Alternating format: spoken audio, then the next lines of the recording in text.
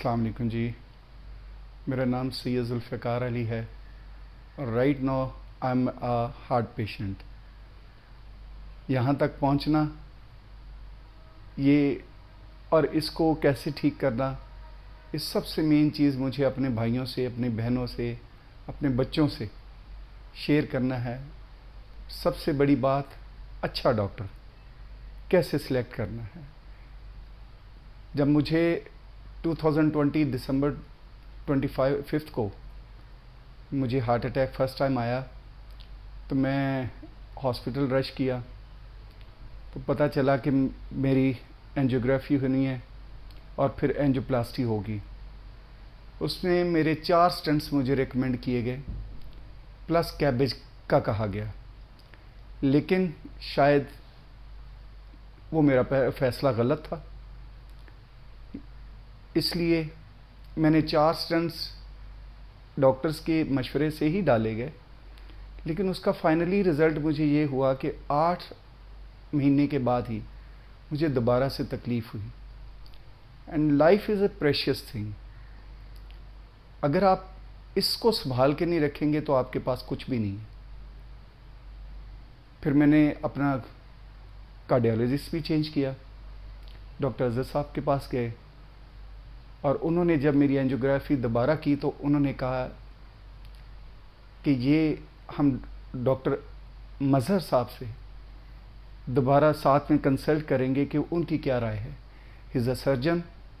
और जब ये सारी दोनों डॉक्टर्स ने मेरी वाइफ के साथ डिस्कस किया कि it's a clear case of bypass, तो उसमें जब पहली मुलाकात मेरी डॉक्टर मज़हर साहब से हुई और उन्होंने जिस तरह से मुझे गाइड किया कि ये जो सबसे बड़ा खौफ था पहली मरतबा भी कि एक कार्डियोलॉजिस्ट, सर्जन कार्डियोलॉजिस्ट, जब आप उससे मीटिंग करते हैं तो वो कैसे आपको बयान करेगा।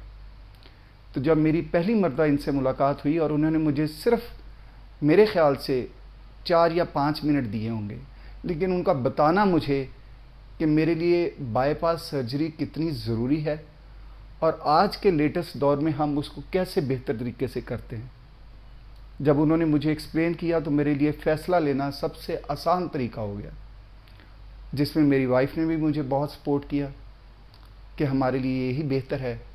लेकिन जो बिहेवियर और जिस टेक्नोलॉजी के साथ उन्होंने मुझे ओपन, जिसको कहते हैं हार्ट बीटिंग प्रोसीजर के साथ करना है जिसमें हमारे बहुत सारे रिस्क कम हो जाते हैं, तो हमारी सर्जरी किस तरह से होगी, उनका एक्सप्लेन करना सबसे बड़ी बात, वो मेरे लिए मैं समझता हूँ एक टर्निंग पॉइंट था।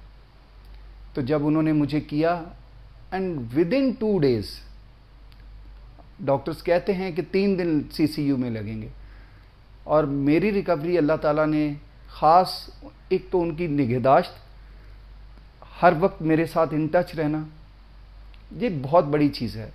मोस्टली मैं ये चीज़ें नहीं देखता इस इकोनॉमिक दौर में भी, क्योंकि ठीक है डॉक्टर्स हैं, मेहनत करते हैं, उनका हक बनता है हर चीज़ करने का, लेकिन इस तरह से एक अपनाइयत के साथ और अपने मरीज़ को किस तरह लेकर चलना है, I really appreciate this thing.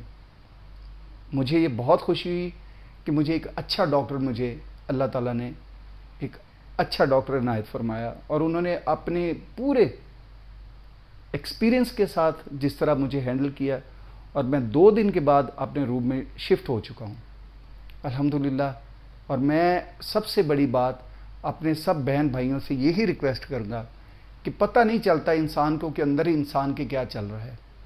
इसको वेल बिफोर टाइम पकड़े, अगर पकड़ लिया तो आप बच गए, वरना वो मौत जीत गई। मौत तो अल्लाह के हाथ में है, वक्त मुकर्रर है, लेकिन अगर आपने अपने आप को सही तरह से गाइडलाइन के ऊपर और सही चीज़ को मद्देनज़र रखते हुए अगर आपने अपने आप को सही ट्रैक के ऊपर ले गए, तो समझिए आपने अपनी ज़िंदगी के साथ, अपने बच्चों के साथ एक अच्छी मोहब्बत का इजहार ज़रूर किया और अपनी जान भी बचाई। और मैं दोबारा डॉक्टर मज़हर साहब का बहुत शुक्रिया अदा करूँगा, जिन्होंने मुझे बहुत अच्छे तरीके से ट्रीट किया सर्जरी बेहतरीन तरीके से हुई, जिसमें मुझे एक तकलीफ़ भी कम से कम हुई और अच्छे तरीके से उन्होंने प्रोसीजर किया। मैं I am very grateful to this man. बहुत शुक्रिया डॉक्टर साहब, सो नाइस ऑफ यू। अल्लाह हाफिज़।